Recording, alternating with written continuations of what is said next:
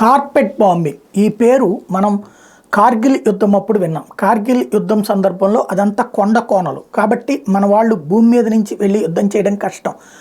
అందుకని విమానాలతో వెళ్దామంటే అదేమో మంచు పర్వతాలు తొందరగా గడ్డగట్టిపోతుంది, అక్కడ కష్టం. దానికి తగ్గట్టుగా ఒక ప్రత్యేక ఇంధనాన్ని వాడి అక్కడ అటాక్స్ చేయాలనుకున్నారు. ఆ టైంలో కింద ఉన్న వాళ్ళని గమనించి టార్గెట్ చేయడానికి కిందకి దిగితే ఈలోపు కాల్చిపడేస్తారు, అవతల ఉన్న మిసైల్ ద్వారా అటాక్ చేయొచ్చు.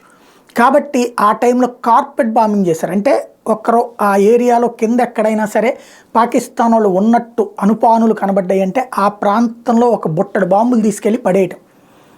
అది పడేటప్పుడు పేలుతాయి, పడ్డ తర్వాత అక్కడంతా పరుచుకుపోతాయి.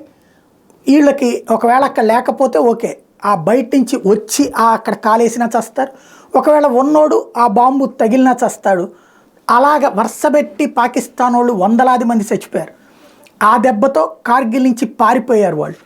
అప్పుడు మళ్ళీ భారత్ దాన్ని స్వాధీనం చేసుకుని ఆ బాంబులన్నీ నిర్వీర్యం చేసి ఇప్పుడు ఇజ్రాయెల్ అదే పని చేస్తోంది. హమాస్ తీవ్రవాదుల మీద దాడిలో కార్పెట్ బాంబింగ్కి పాల్పడుతోంది.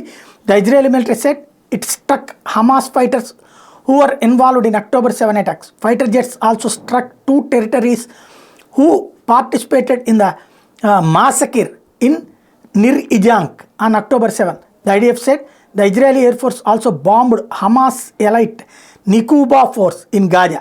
The Israeli military is reportedly intensify fighting in Gaza. ఇది ఎక్కడైతే వీళ్ళ దేశం మీదకి వెళ్ళి దాడి చేసి వెనక్కి వెళ్ళారో ఆ ప్రదేశం మీద కుప్పలు తెప్పల బాంబులేసి వదిలేస్తోంది ఇజ్రాయెల్.